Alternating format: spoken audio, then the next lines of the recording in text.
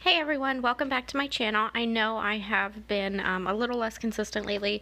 I am currently planning for my wedding in October, so things have been a little bit crazy, but hopefully I will be back to posting regularly very soon.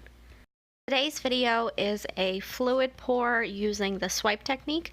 It's a little different than what I've been posting for the past few weeks. I usually do resin paintings. I know I've done a mandala time-lapse video, but this shows you another type of art that I really love and just some experimentation that I did on this new technique I hadn't used before. So to start off, here's just a quick little clip showing you all of the detail in this painting. It's easier to do a video than a photograph with this shape canvas, but there's some really cool elements. The cool part about doing the swipe technique is that it creates all of these cells. By cells, I mean all of these circular shapes, so the purple right here, and then all of these yellow forms, those are what I'm referring to. Before I jump into the instructions, here is a list of all the materials I used for this piece. It's really not a lot, and I will link everything in the description box below so that you can try it at home. Just a quick note, every single fluid pour is different, and it can be hard to replicate things, but it's so much fun to experiment. Okay, so we might as well jump right in. The very first step is mixing your paints to use for pouring. You cannot just use regular acrylic paint for this. It has to have some kind of pouring medium.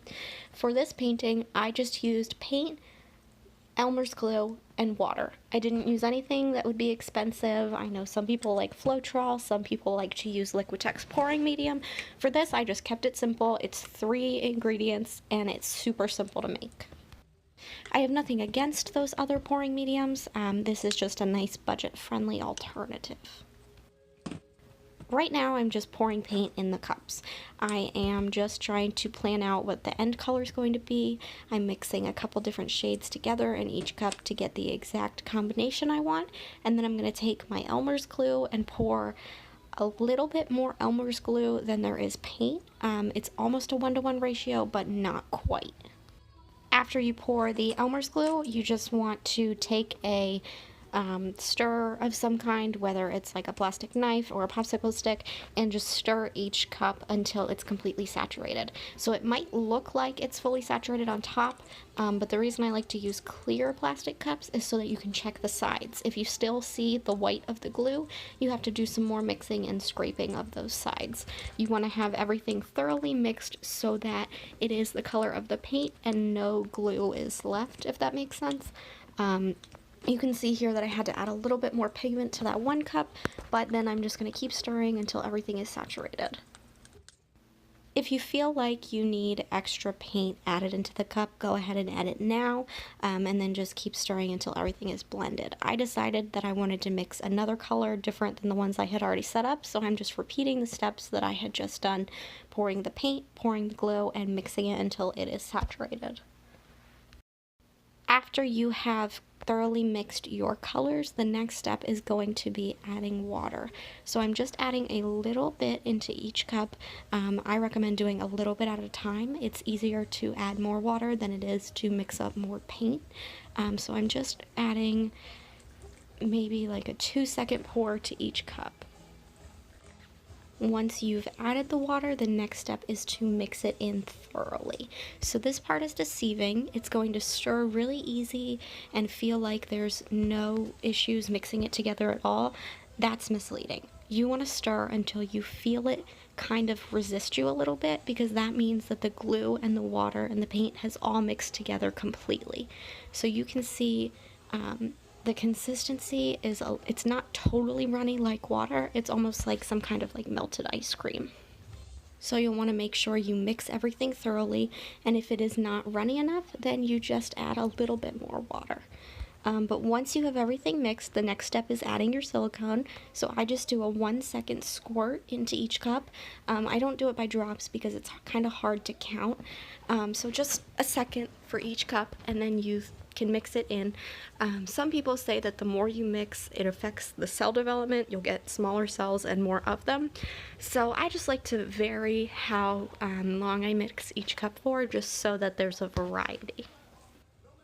It's totally possible to do a fluid pour without silicone, but I really like to add it because it helps with the cell development, and that personally is my favorite part of this type of artwork. But everyone has their own preference. You can try it without it and see what happens. Okay, so now I am totally done mixing my paint, so I am ready to start pouring. This is what my setup looks like. I have the canvas on the cup so that the paint can drip over the sides. I have plastic bags covering my table to keep it protected, and I am ready to start with my pouring. This is the first swipe painting I attempted, and so I'm just going to show you how I did that. I know everyone has their own technique for this, but what I did is I laid out my colors in stripes, and it went in darkest to lightest order, inspired by a sunset, and how those gradients look in the sky when the sun is going down. But I just did thick bands of each color, and you're going to see in a minute I went back in and made sure the whole area was covered, and that's when you start doing the swipe.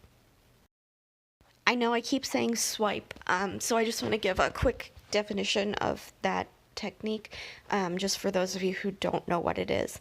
When you do a swipe pour, you lay out your colors, and then you take some sort of hard object, whether it's a sheet of plastic.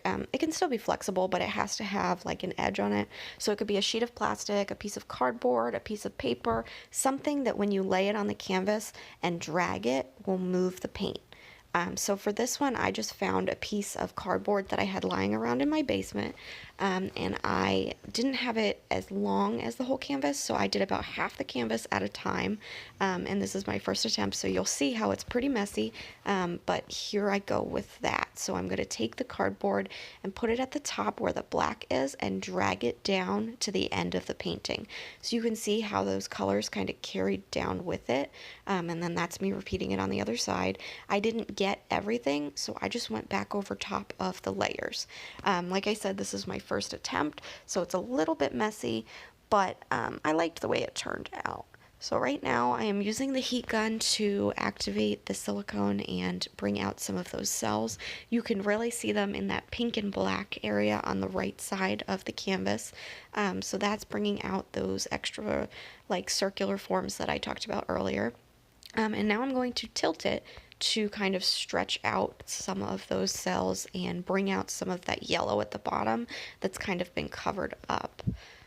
So I'm going to do, right here you can see I took another small piece of cardboard and I swiped the canvas a little bit more just because I didn't like the way the cells were developing. It didn't seem like there was a lot of it, so you know, it's an experiment. You can go in and you can redo it as many times as you want. You just want to make the canvas look the way you like. So there's really no rules for fluid art, and that's why I love it so much. But here I'm just tilting it again, kind of just giving those colors a chance to spread out and bring out some new forms that I hadn't seen when it was just laying flat. So I like how the yellow at the bottom has kind of infiltrated the other colors a little bit more, because when I first swiped it, it really didn't show up at all. Using the heat gun brings out a lot of cells, so if you don't love them, only use it a little bit just to pop some bubbles in your work, and then just let it develop on its own. But if you like a lot, use it all over the canvas. My final step here, I just scooped up some of that yellow paint that had dripped off the canvas and drizzled it onto that purple section just to give some more contrast, because I really love those colors together. And then I'm going around on the edges and just making sure that they are covered. It's a personal preference thing. I personally love to have the artwork carry over to the sides of the piece so that no matter which angle you look at it from, you're seeing the painting. Some people prefer to paint the sides a solid color like black, and that's really just up to you. You can tape them off before you go into your painting, or you can just let things drip over and see what happens. So it's really just a matter of what you like best. So then the last step is just to let it sit undisturbed and let it dry completely. So you can cover it with something, like put a box over top of it. Just make sure you don't touch it so that no dust gets into the piece. And then once it's dry, you're ready to go. So here is just what it looked like when I left it to start drying. And then I will post some pictures of the final product next. So you can let me know what you think in the comments below. I'm really excited to hear what you have to say. So here is the final totally dried piece. You can see that the colors have darkened a little bit and that contrast is more present. I love how this turned out. The colors are so vibrant. I love the contrast. The cells, there are different shapes. There's a lot of them. There's different like concentrations at different spots on the painting. I am really, really pleased with how this turned out. And I know I will be doing plenty more swipe paintings in the future. So if you liked this painting, let me know below. You can subscribe to my channel to see more videos in the future. If you want me to do more fluid pours with just the paint instead of the resin paintings, let me know and I will make sure that I do more of those in the future. If you make your own, please tag me on Instagram at SamanthasDoodles. I would love to see how they turned out. If you'd like to see more, I'm on Facebook, Instagram, and Pinterest at SamanthasDoodles, and I have plenty other videos on my channel of different types of art. It would mean a lot if you would check them out. Thank you so much for watching. I'll see you next time.